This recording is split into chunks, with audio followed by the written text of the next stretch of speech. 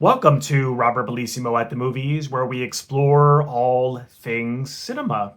Today, I'm want to give a shout out to Rick Penn-Kraus, and I highly recommend getting his wonderful book, Steve McQueen: The Last Interview, which just came out. And I want to thank Rick again.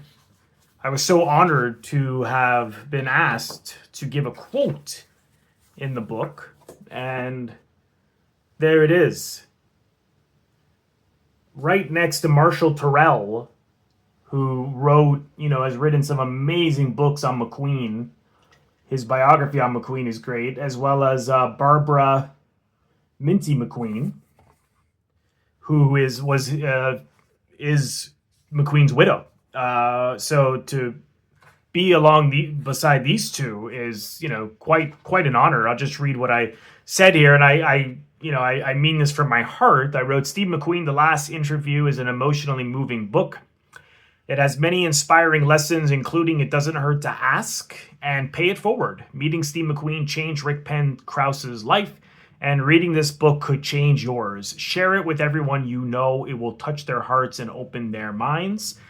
So I really do think what he does and the lessons in this book is a real life changer. I mean, so it's also great for Steve McQueen fans and classic Hollywood fans and movie fans, but it really changed Rick's life, and I really do believe what he writes about and how it affected his life could really change yours. So I knew Rick. I met him on Facebook, and I interviewed him in the past before he wrote the book a little while ago about this experience and being the last person to interview Steve McQueen. I had read the interview in Marshall Terrell's wonderful McQueen biography, and I thought, oh, that's such an incredible story, and the interview always stayed in my mind. And then when I saw Rick on Facebook and the Steve McQueen Facebook group, I asked him on my show, and I interviewed him about it. And I wanted to release the interview again because we also talked about some other things. Like, we also did a review of The Getaway together in the same video. And I wanted to release it again, so it's just the interview. So without further ado, here is my interview with Rick Penn-Kraus. And again, highly recommend getting his wonderful book, which you can get on Amazon, Steve McQueen: The Last Interview. And I want to welcome today Rick Penn-Kraus, who is the last person to ever interview the legend, Steve McQueen. Rick, welcome. Thanks so much for joining me today. Thank you very much, Robert. A joy to be here and share this really fun story. This is such a great story. I actually, when I saw you post about it on Facebook in a Steve McQueen group, I immediately knew where I had read it. And I know you've mentioned this book, the one by Marshall Terrell, and I read this book years ago. It's a great biography on McQueen, and he has the interview in the book, which is such a great. It's got such a sense of innocence, between you and McQueen and with the whole crew around listening. So it's great that it's in this book. So if anyone ever wants to read it, you could read it in this great book here, Steve McQueen: Portrait of an American Rebel. But just looking at this story, so you're a high school student, and they're filming The Hunter, which was McQueen's last film in your school. And but when you what made you want to interview him? Was it just because you thought it would be a great story, or was it because you had said you don't even think you had seen any of his films at that point? Is that right? Well, I think I had seen some of his films. I definitely saw The Towering Inferno. That was one of the main ones that struck me. I knew he was a movie star, but this was not an interview that was planned. So I'll back up a little bit and kind of explain what happened. I was a high school student. I was a senior at Alexander Hamilton High School in West Los Angeles, and I was the editor-in-chief of the newspaper there, the school newspaper. So I had been on the track team, and I had finished a workout, and I came back into the school after my workout, and I see all these movie trucks in the main quad area. So I thought, this is interesting. So I walk in, and Steve McQueen walks right past me, and I thought, I blew it. I blew it. I could have met him. I could have done something, and now he's gone in his truck or trailer or whatever, and I blew it. And so I kind of hid out in the bushes, waiting for him to come out, and I shot a few pictures, which I don't think have ever really, they've never been seen before. I don't know, not the best pictures. I felt a little bit like a stalker, and then I thought, well, I need to find out what's going on here. So I went over to this group of guys that were over sitting out on some stoop, some steps. And it was just from the crew, and it turned out to be one of the guys was Lauren James, who was the Steve McQueen stunt double. And I said, hey, what's going on here? And he said, oh, they're filming a movie with Steve McQueen. I said, oh, that's great, because I would love to interview him and take his picture for my high school newspaper. And Lauren says, okay, he never, ever lets anyone take his picture, and he never, ever gives interviews. And I said, oh, okay, thank you. And and I walked away, and I see that Steve McQueen has just walked into the food truck, the inside where you can go Yeah. in. So I follow him in, and it's just this narrow corridor right inside the food truck, and it's just the two of us. And I said, "Excuse me, Mr. McQueen," and I'm a high school student. What do I know? This is just pure naivete and just anyway, so I said, "Excuse me, my name's Rick. I work at the school newspaper. Could I interview you and take your picture for our high school newspaper?" And he says, "Sure. Yeah. Um, go home, write some questions up, come back like around 6 o'clock. We'll still be here, and I'll answer your questions." I said, "Okay, thanks," and off I go. Did he hesitate at all, or was it just sure right away? No, no, I love it. he's like he's looking down. I still remember he's looking down at me like. Yeah, of course, sure, no problem. And it never even, with hindsight, with age and hindsight, I'm able to look at the whole thing with a different eye towards the meaning of it and what it was for him and for me and for young people, the kind of the message for young people generally who might be watching this. By young people, I mean even middle school age, high school age, or college or whatever, but especially younger. It never occurred to me that he would say no. It never occurred to me that I could fail in this task. All I knew was I'm with a newspaper, I'm at school, he's a celebrity. Of course you get an interview. How often does this opportunity come along? Mm-hmm. And again, with hindsight, we all have these opportunities that are around us everywhere, especially with the internet and everything else. Oh yeah. It's up to us to grab these opportunities. Doesn't just kind of get thrown at you and everything work out. You got to do something. It doesn't hurt to ask, right? Exactly. And that lesson is something that I've really taken to heart over many years.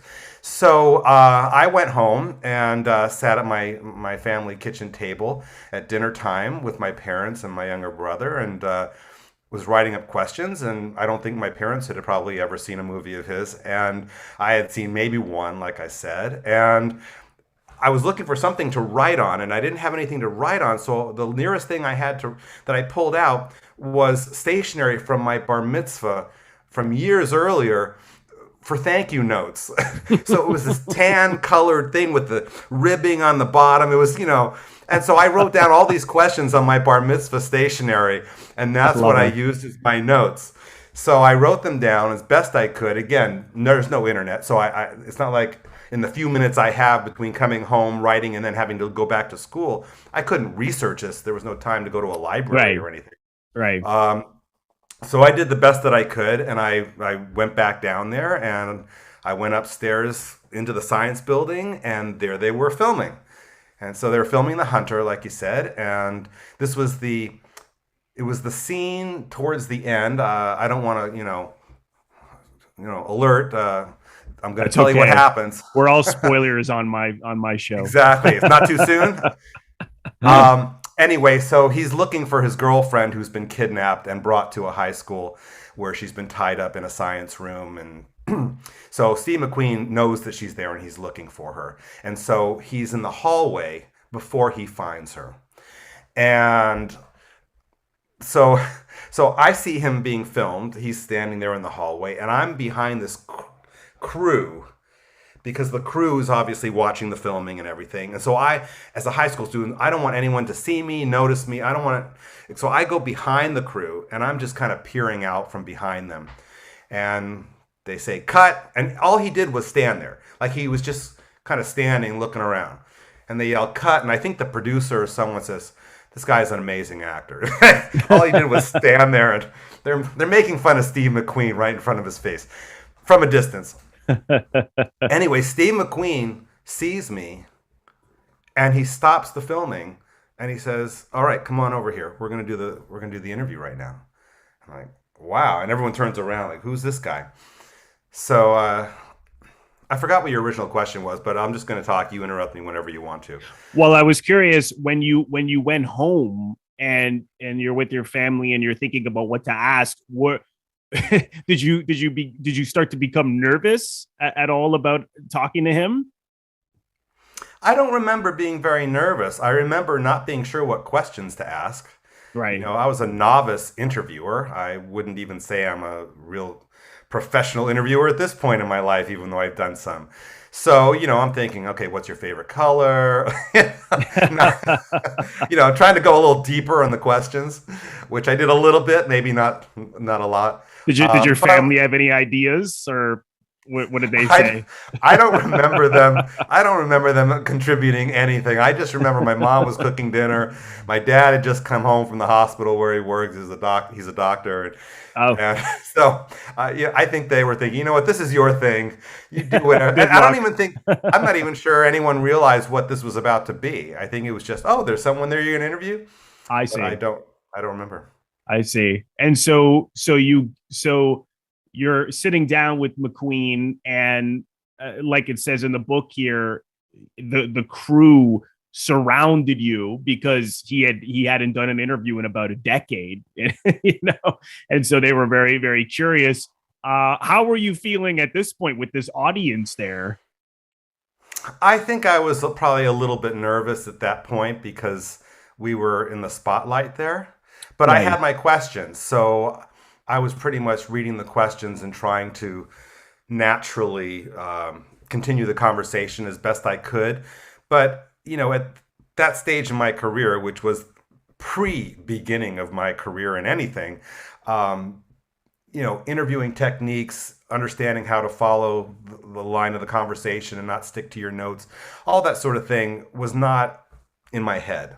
Right. So I could have gone a lot further in what I was doing there if I had a few more years of experience. But I did ask him, for example, one of the first questions was, when was the last time you were interviewed? And he said, oh, like how long's a decade? Like, you don't know how long a decade is? You're a superstar. You don't know what a decade is? So like, how long is a decade? And someone says 10 years. And he goes, yeah, so it's been like 10 years. Yeah. And towards the end of the interview, I said, would you like to say anything to the teachers? And he says, well, this isn't for, the teachers. I go, but the teachers read this also. And he says, yeah, but it's not for the teachers. It's for the students and the young people. And so I tried to kind of follow up a little bit and kind of engage him with some of that. But I also was very well aware that he was in the middle of filming a movie.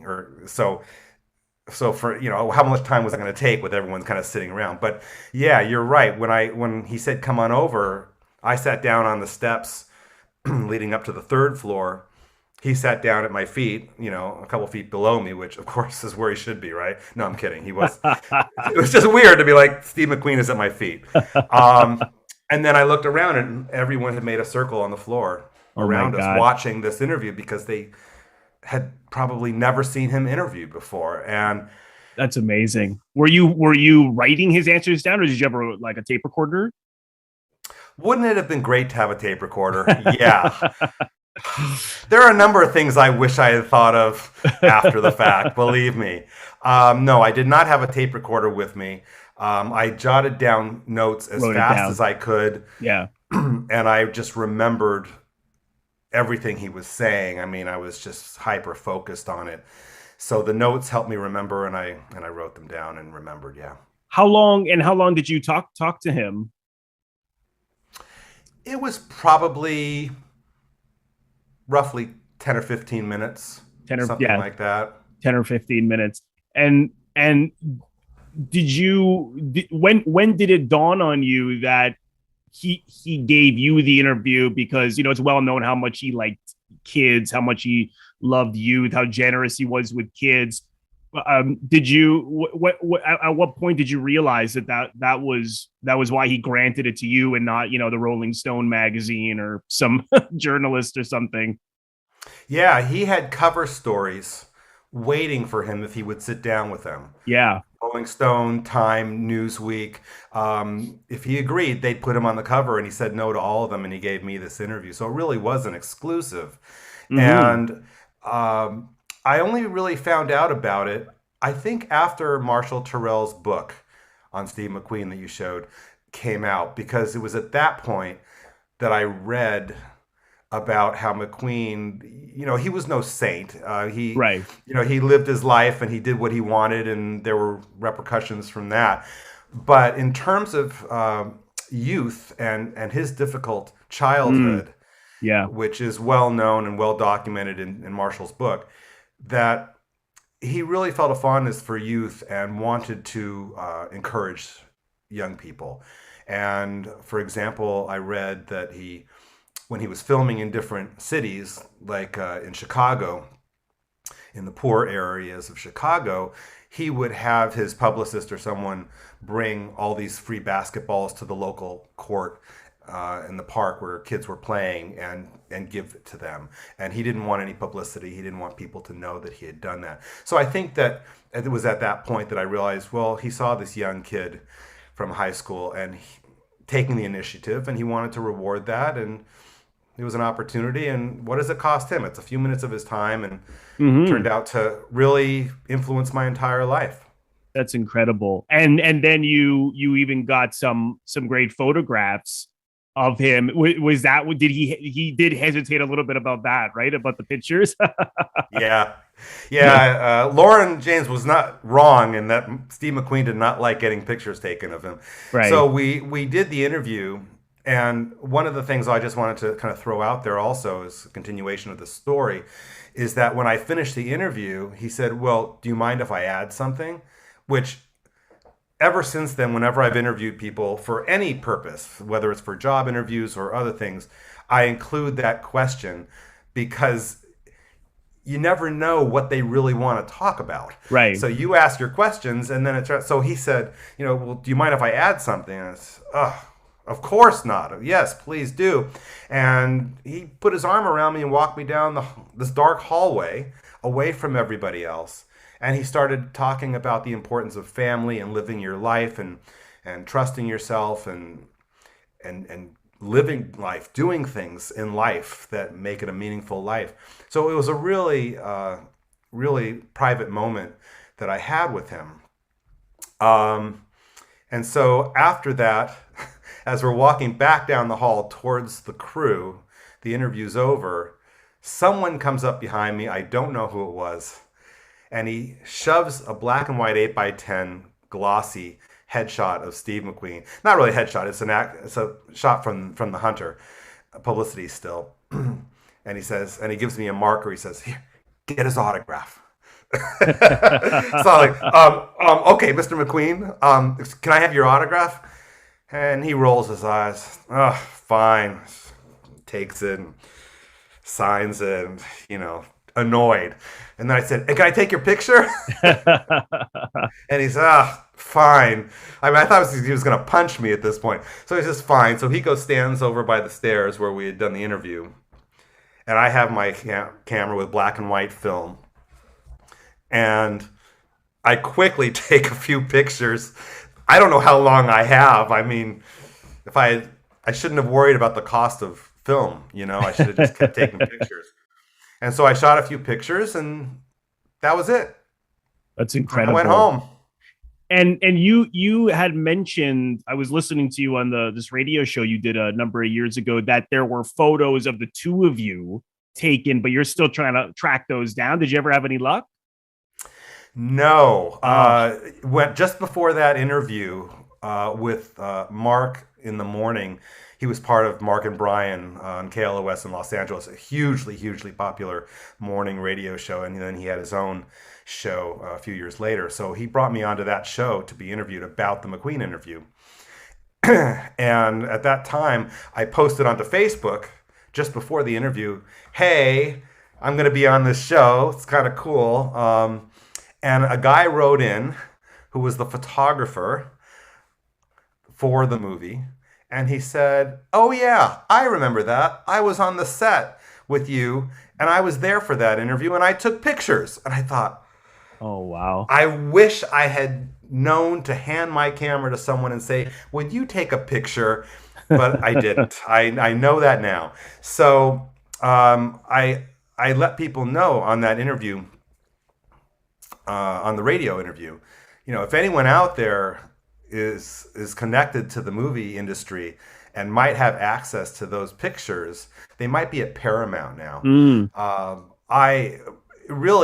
One of my life's goals has been to find the picture that he took of me with Steve McQueen, because it was such a pivotal point in my life, and I have not found that yet.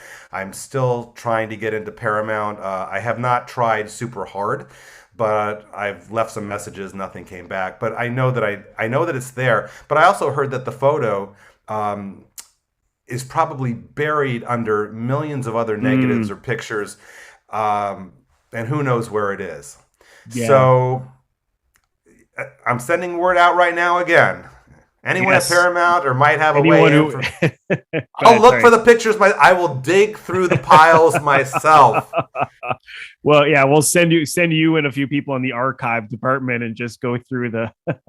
I had one idea that if Hamilton High School, where I went to school, where I got the interview, if they still have any sort of journalism class, which we had at the time, I'd love to send in some of their reporters today and have them have the project of finding that picture. Wouldn't that be a really interesting full circle? Oh God, yeah, that would be incredible. Well, I hope one day that you get them, because that would be really special for you. And so once this comes out in your in the newspaper, in your school, how did that attract?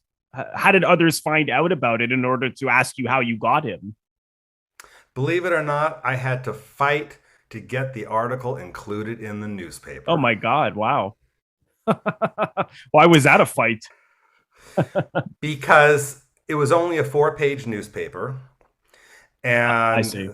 And the space was spoken for. There was a book review. There was, this was the entertainment page. So there was already a book review and various other things. And I remember arguing with the guy who wrote the book review that it could either be his book review or it could be an exclusive interview with one of the biggest superstars of the day. And I literally was arguing with him, trying to convince him and the advisor, Mr. George Hedges, who I remember fondly, saying, this is an exclusive. We can do the book review another day, Yeah. When I was in the class, I got to school and I had the journalism class, and there was a telephone in the class, and the phone rings, and it's Warren Cowan. So Rogers and Cowan was the biggest PR firm agency in the world at the time, based in Beverly Hills, and they represented Steve McQueen. So it was Rogers and Cowan. Cowan calls me at school, the founder of the firm, and he says, did you interview Steve McQueen? I said, yeah. He said, I've been trying to get him to do an interview for years. Cover stories, this, that, the other thing. He won't do it. How did you get his interview? And I said, I asked. And he said, well, when this comes out, you have to bring this publication into my office. I need to see this thing.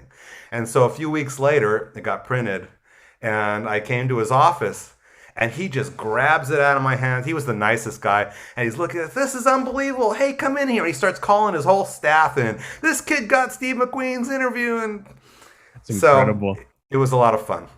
Oh my God. But most people, I don't think most people even knew about it. In fact, when I had my typed in, it was typed at the time on paper, I wrote up the interview, and I dropped it casually on my advisor's desk, on the teacher's desk. And it was kind of like a joke. Oh, and here's a story that you might be interested in. He didn't look at it for a week. Oh my God. It was a week. Every day I kept saying, "Have you read the interview?" Nah, I've been busy. Like, Sitting on a gold mine. I'm lucky it got in. That's incredible. And you shared an article just before we started recording that someone had wrote about this, the fact that you had scored this interview with him. Who was that? The Philadelphia Inquirer wrote a piece about it. It was a news item. It got into Tiger Beat magazine, which I'm still looking for that issue. A little blurb about it. They did publicity about it, at Rogers and Cowan, and so it got into a lot of newspapers. And I'd still love to see any of the clips from that sort of thing. But in terms of the school, I'm not sure anyone was really very aware of it. Although we did get his picture in the yearbook as the head of some fake school group that we had there. So we would do these jokey things on the yearbook staff, and Steve McQueen was the supervisor for the such and such. I think it was the Heaven and Hell group. Or I don't remember which one it was, but we got him in there. So it's incredible. Do you remember how you reacted to his death? Because he died just about a year after this, right? Do you remember how you reacted to that? I was shocked. I found out about it when I opened up the LA Times that next morning, and his picture was the front cover, and that was the front page story that he had died. Mm-hmm. And I was shocked because he was a young guy. I think he was only about 50. Yeah. And it's very strange for me in the last decade to realize I'm older now than he was when he passed away, because I looked at him as, this is an older guy, which right. Of course, every high school student does for anyone over the age of about 21. But I called the LA Times right away. And I spoke to someone there, and I said, "Are you interested in stories? Because I actually interviewed Steve McQueen last year." And they said, "No, thanks, we're good." Oh, really? And so nothing got in. And then, actually, you know what? I'm remembering as I talk about that, I think I found out about it the day that he died, not the next morning when I saw it in the newspaper. So I heard about it, I guess, on the radio, and I called the LA Times, and they said, "No, thanks."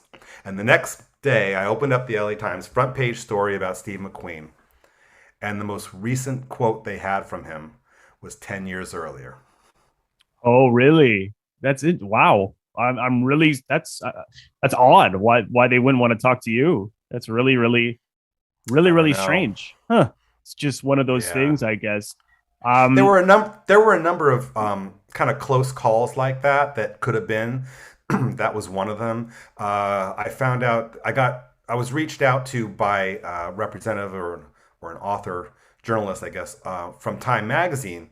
And at the time, they had their People section as the last page of the magazine. It wasn't, I think, a full magazine at that point. I think People magazine came from their last page in Time magazine, if I recall correctly. It could have been Newsweek. I'm just not remembering. But they said, "We want to put you into this People newsmakers thing about how you did this into the magazine." I thought, wow, that's great. And then she went on vacation, and then there was the hostage crisis in the Middle East, and the story got bumped. And once it's been bumped, you can't bring it back. And she wasn't there to fight for it. So I missed my opportunity to be in a major news magazine. Oh well. That's a shame. But this is such a great story, which at least fortunately is you're telling it. And again, it's in this book. If anyone wants to read, by Marshall Terrell. How did Marshall find out about this? That's another funny story. This whole thing is filled with funny stories. Right. And I hope you'll give me a moment when we're done, to tell you what happened afterwards in the subsequent years. There were a couple of funny stories there. Oh, sure. Yes. So I was sitting in my apartment one evening a few years after I graduated. I might have been at UCLA at the time. And I get a phone call, and I answer, and someone says, "Hi, is this Rick Kraus?" It was Kraus at the time. I said, "Yeah." He said, "Did you go to Hamilton High School?" I said, "Yeah." He said, "Did you interview Steve McQueen?" I said, "Yeah." He says, "Well, I'm writing a book about Steve McQueen, and I was just talking to his stunt double for my book." And he said, "There was this kid on the set who came up to me and who interviewed Steve McQueen." So I thought, you know what? I got to find this guy. And it was Marshall Terrell. And so I said, "Yeah, I did." He says, "Well, the book is on press right now. It's done. It's on press. But I want to stop the presses and I want to get your interview in the book." And I don't think I've ever heard anyone actually say "stop the presses." I've seen it in the movies, but apparently Yeah. it is said sometimes. And so that's what he did. He stopped it and he interviewed me and he put it into his book and then into subsequent books of his, because he's written a few on Steve McQueen. He is the expert on Steve McQueen. Oh, I didn't know he had more than one book on McQueen. I'll have to look that up because yeah, this is a great. I read it a number of years ago, but this is a really really great biography on McQueen.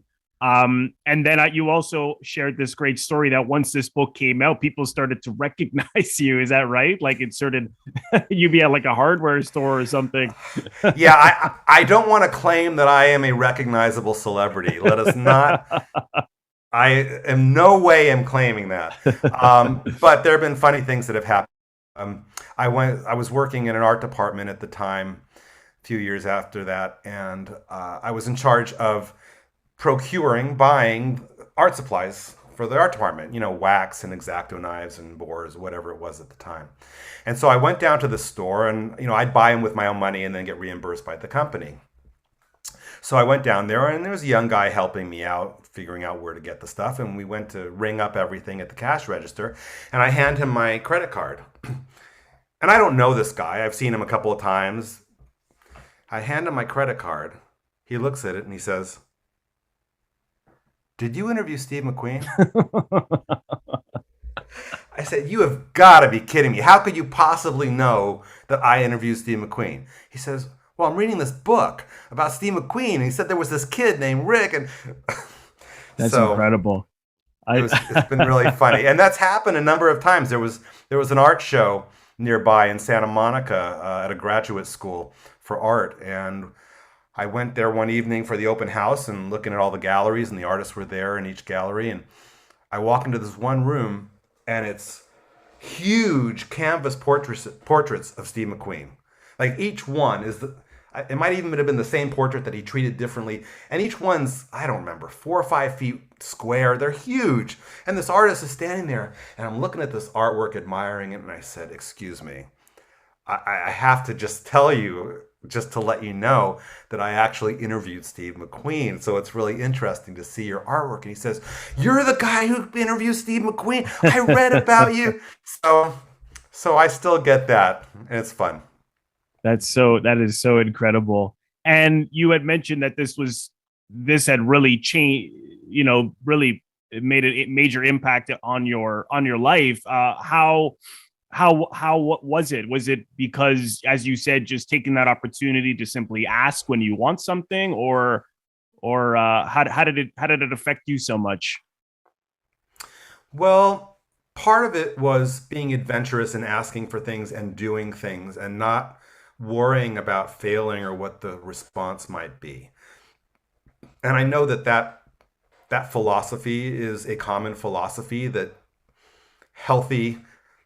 psychologically healthy people, tell people, Right. don't let these things get in the way, right? So it's not a unique idea, but to have gone through something like this that continues to this day because of him, not because of me, but because of him and who he was and his cult status as someone who I think accurately lived life for the most part the way he wanted to live it and do and not put up with things and all that. You don't have to maybe go as fully far as he did in some areas, but that is I think a good philosophy. So that's affected me.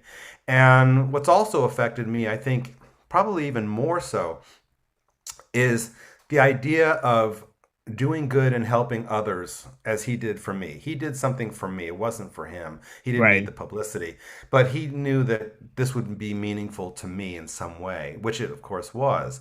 Hmm. And so I've been very active over the years with my son, leading Cub Scouts and involved with Boy Scouts when he was in them, in that organization. I volunteer regularly at a hospital in Los Angeles where I perform on guitar for patients and staff. I've been doing that for roughly 14 years or so, which is the most rewarding non-paying job I've ever had, to go into a hospital and play some music, and people who are suffering, their Mm. suffering disappears for the time that you're playing.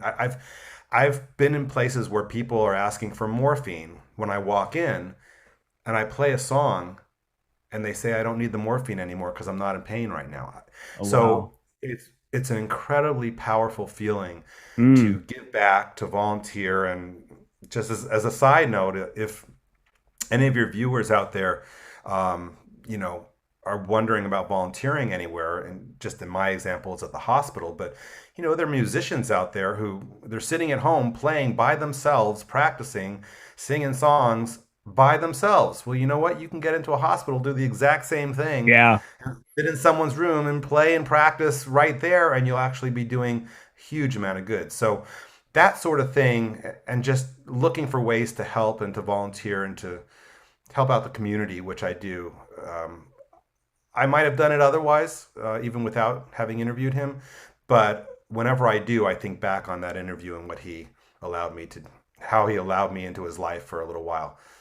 Wow, that's incredible. And I know that you are also you've been working on a book. So have you continued to write throughout the years? Yeah, I've written a few books. They're usually humor. One of them, the first one, and I've worked at book publishing companies because that's what I do. I do graphic design, and I Yeah. specialize in many ways in book cover design.